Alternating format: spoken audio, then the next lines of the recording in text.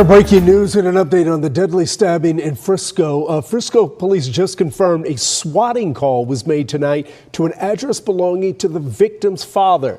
Now that's a prank call designed to bring a lot of police to a scene. Tonight, Jeff Metcalf confirms to WFAA he wasn't home when it happened, but he did arrive about 5 minutes later. Now, this is new information, and right now we're working to learn more details. But earlier today, everything stopped and heads turned when Metcalf showed up to a news conference called by the suspect's family. Tonight, Matt Howerton has a desperate plea from Karmelo Anthony's mother. They came to speak for the accused. Jeff Metcalf came for his son. The father of Austin Metcalf surprised cameras at a press conference in Dallas Thursday, waiting for the mother of Karmelo Anthony to speak for the first time. Anthony, 17, now charged with murder, out on bond after telling police he stabbed Metcalf in self-defense. Metcalf's father asked to leave the press conference, and then it began like this. The father being at this press conference. These are my words. Don't quote anybody. Is a disrespect to the dignity of his son. Metcalf telling WFAA he was just there to listen. I'm not here to create a disturbance. I'm just here to stand by and witness this press conference. And shook the hands of officers before leaving. Since he was asked to leave the press conference, we asked Metcalf what he thought about those remarks. Thursday night, he told us he's not talking to any media right now. Our family has been under attack. Anthony's mother, Kayla Hayes, did eventually speak. The claims that were used about the public donation to buy a home or anything else are completely false. Emotionally denying her family has used any money from a GiveSend GoFund that's collected over $450,000. The internet has suggested otherwise and has flooded Hayes' family with threats, she says. My 13-year-old daughter is afraid to sleep in her own bedroom. At the presser, it was also revealed that Frisco ISD has moved to expel Anthony weeks before he was supposed to graduate. An accusation of murder on school property results in an automatic expulsion per the district's code of conduct. Anthony could appeal, and an advocate suggested that may happen. Thank you, and God bless you. The room emptied when the presser ended, but the temperature around this case didn't drop. Want to really see something that said, take a look at what happened. Hey. Why this beat so crazy? We will make America proud again. When you try to kill our citizens, we will make America wealthy again. And yes, together, we will make America great again. But we got some more huge updates and breaking news and some new things that we did not know about this Austin Metcalf and Karmelo Anthony case.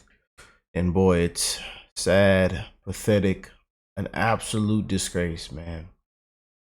We see some new stabbings at schools this past week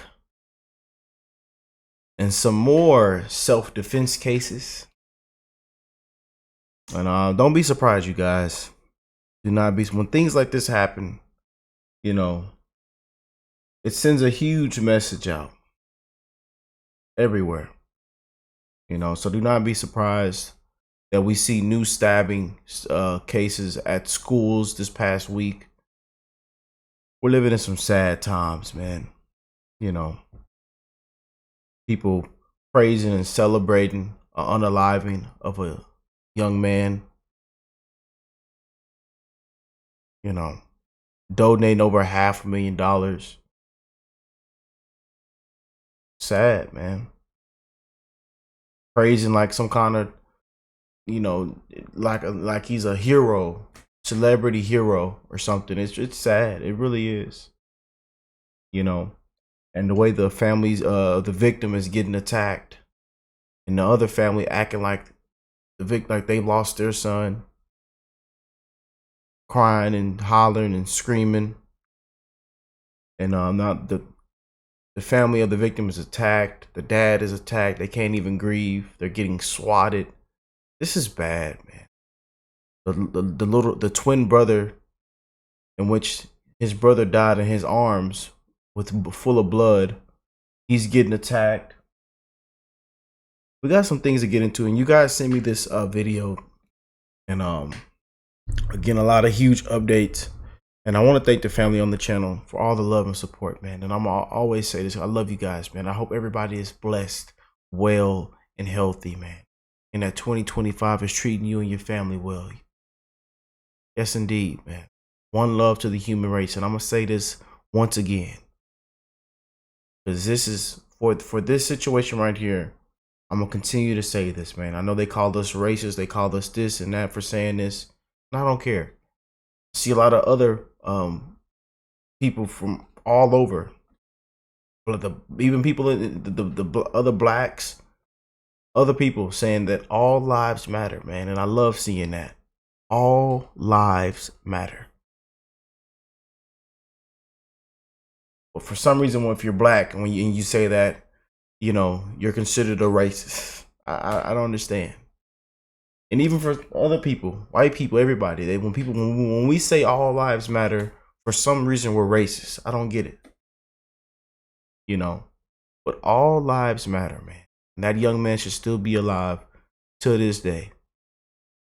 And it's sad to see, you know, the BLM scam, the black community, you know. And one thing we hate is accountability. We hate accountability, man. And it all comes down to right from wrong. Right from wrong. You know. Parents, we have to do a better job parenting. You know, we have to be involved, man.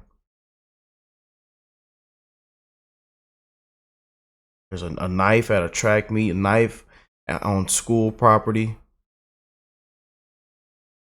We have to do a better job, man. Be involved. Check on your kids. Ask them how they're doing. You know, check on their mental. Be involved. Keep being amazing leaders and mentors. Right from wrong. Common sense. Right from wrong, man. You know, back in the day when we got into fights at school, all we had was this. It's all we had. And we handled it in the bathroom or behind the school. Or in the behind the school in the field, in the playground. I mean, you know. Yeah. It's only getting worse, man. It's only getting worse. But we got some big things to show. So let's go and jump in, man, and see what this is talking about. And again, shout out to all the family members and new family members joining the family, hitting that subscribe button. I love you guys, man. Let's rock.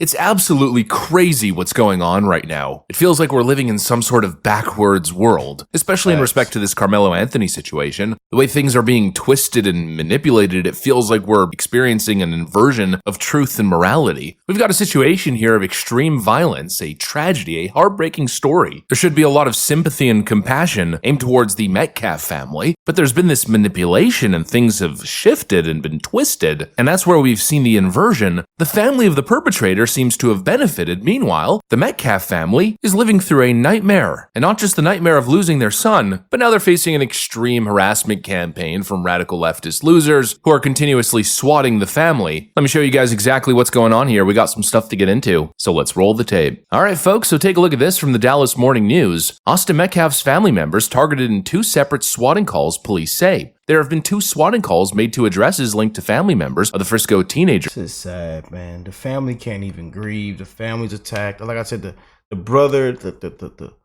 father, they're getting that. This is sad, man. It really is. And I love to see that over we got that they got over $500,000 donated to them as well. And I'm really glad to see that. You know, that was one of the positives that we seen towards the Metcalf family. But these people cannot catch a break, man. And they're the ones that lost their son.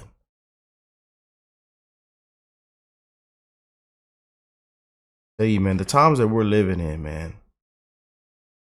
who was fatally stabbed at a track meet earlier this month. Grant Cottingham, a Frisco police spokesperson, said officers responded to a gunshot call at an address tied to Austin Metcalf's family on the night of April 8th. The call, he said, turned out to be false. Megan Metcalf, Austin's mother, confirmed the incident to the Dallas Morning News Saturday and said that no one was home at the time. The Department of Homeland Security defines swatting as the act of making malicious hoax calls to authorities to draw significant police response, often heavily armed SWAT teams, to the target. So the Metcalf family just buried their teenage son, a young man whose twin brother had to watch him die holding him in his arms after he was stabbed in the chest by Karmelo Anthony. I mean, that story alone should rally the country around this family in grief, but instead, in modern-day twisted America, this is what we see: the family now being targeted, swatted, harassed. Austin Metcalf's father also apparently lost his job, and just to make matters worse, we're now hearing of credible death threats that have been made against the surviving brother. Not to mention the NGAN Foundation, that's advocating on Karmelo Anthony's behalf, held a rally last week calling for charges against the other Metcalf brother. So yeah, this is the state of the nation. The victim's family is being terrorized. Their lives are being dismantled piece by piece, I guess for the crime of simply being connected to the victim of a heinous act of violence. Meanwhile, what do we see on the other side? The family of the accused killer, Karmelo Anthony. Well, they're the ones playing victim. They stood in front of cameras during a press conference last week, sobbing, pointing fingers, acting as if they're the ones that the world should feel bad for. I mean, the way they were speaking about the incident, the way they presented themselves during that press conference, the way they framed the narrative, you'd think that Karmelo Anthony was the one who got stabbed. The lies and their amplification put my family in danger. My husband had to take a leave of absence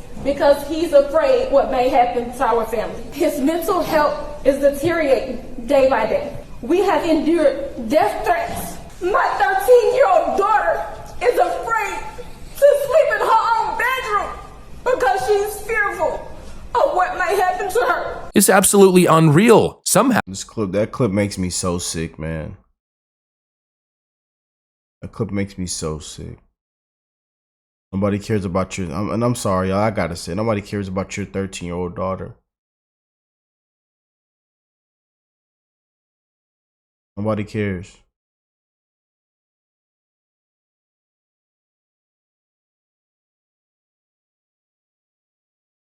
A young man was murdered.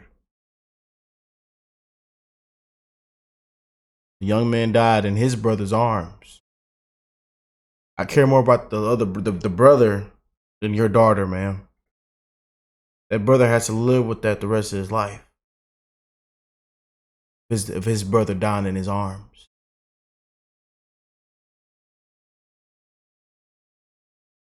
It hits me, man, because I have a younger brother, 1 year younger than me.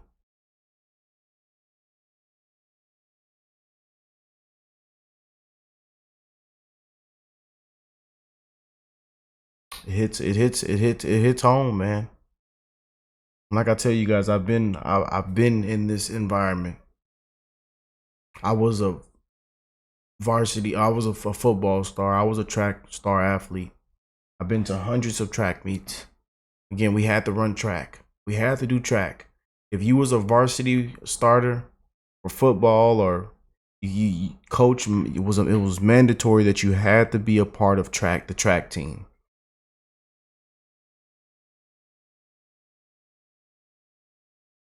So I was just in these young men's shoes just a couple years ago, you know. So this is why one of the reasons why this situation really hits home for me, man. And I know we're gonna let everything play out in the court, man. But looking at what the report says and everything, and then seeing all the misinformation and all the fake reports and false narratives, a cleat sharpener.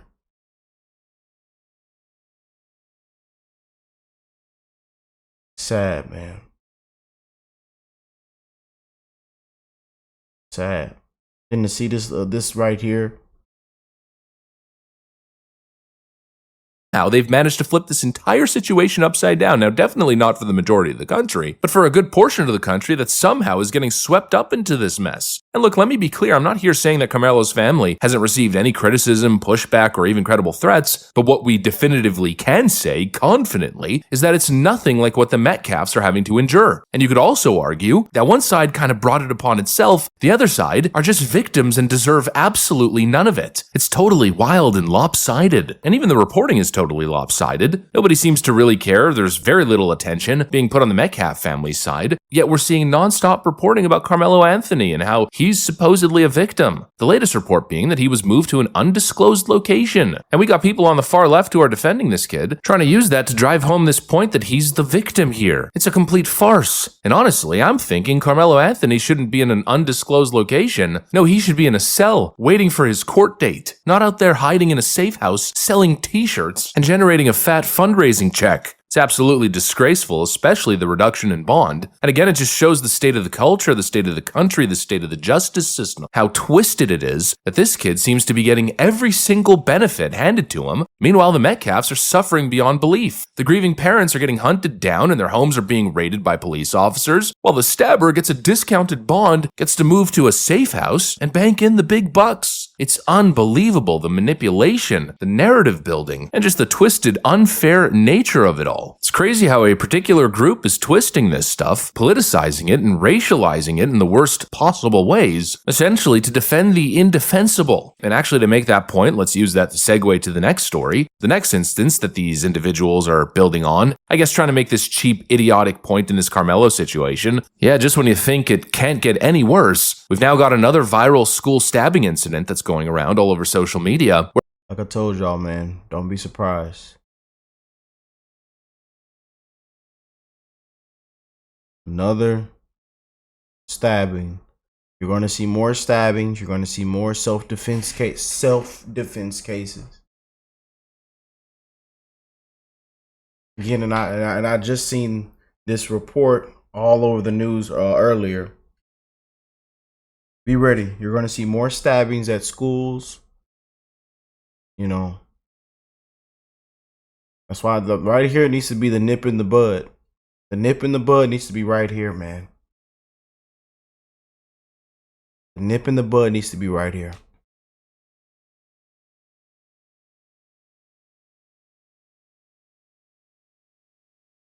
Gentleman needs to be held accountable, made an example out of. You know, you have to live and die behind your decisions. There's only rewards and consequences when you make a decision. There's only positive and negatives from your decisions. There's only two results, positives and negatives from your decisions as a human being on this earth. And you got to live and die with them. But another stabbing just took place, y'all. There it is. And it's just going to be more. Again, an example, the right example of what's supposed to happen needs to be done. Where a 15-year-old was charged in a stabbing at West Potomac High School. Now, I can't exactly play the video because it's quite graphic, but essentially what happened is you've got 3 kids involved in a fight. One child is clearly losing. He was beaten on a little bit. To be honest, they're 15-year-old kids. There's not much power in the punches, at least in this particular case. One kid was losing. He was being wailed on the ground. The kid then basically stops. He pulls off. He starts walking away. And then the child who was being wailed on gets up, pulls out a knife, and just starts running at the kid and started stabbing him a bunch of times. It was an absolutely horrific thing to see. But already look at the kinds of videos and the kinds of takes that are being posted all over social media. So I want y'all white people, you white tees, you Caucasians, to be outraged and call for the death penalty and send death threats like y'all did Karmelo Anthony with this teen. A teen hospitalized after being stabbed at high school. So the first thing I need y'all to be like is, why did he have a knife? Now, he had a knife. No ifs, ands, he had a knife. Why did he have a knife at school? This was premeditated. You brought a knife to school, so that means you was looking for problems. Right? Right? This is the difference between when a black person does it, they get charged with murder, and when a white person does the same exact thing that black person did, they get charged with malicious wounding. Malicious wounding. Not attempted murder. I know he didn't murder nobody, but it could have been attempted. This is the same exact thing that Karmelo Anthony's going through, but he's getting charged with murder. And y'all sitting in the judge's death threats to where she got to leave her home. Somebody try to go and kick down her door. Are y'all going to do this with this case? No. No, because y'all colorblind. You white tees walk around here thinking y'all can do whatever the I want to do, and it's okay. Soon as y'all do a violent or any type of crime, what is the first thing the news say? Mentally ill. They was mentally ill. He could have had mentally ill problems. But as soon as a black person does it, they a thug. You bringing up his record and all that. Karmelo don't got that. You've got people now claiming that there's a double standard because this time there was a stabbing and the kids were white. First of all, I don't even understand the point that's being made here. The kids involved in this situation, from what we understand. These activists sound completely stupid, man.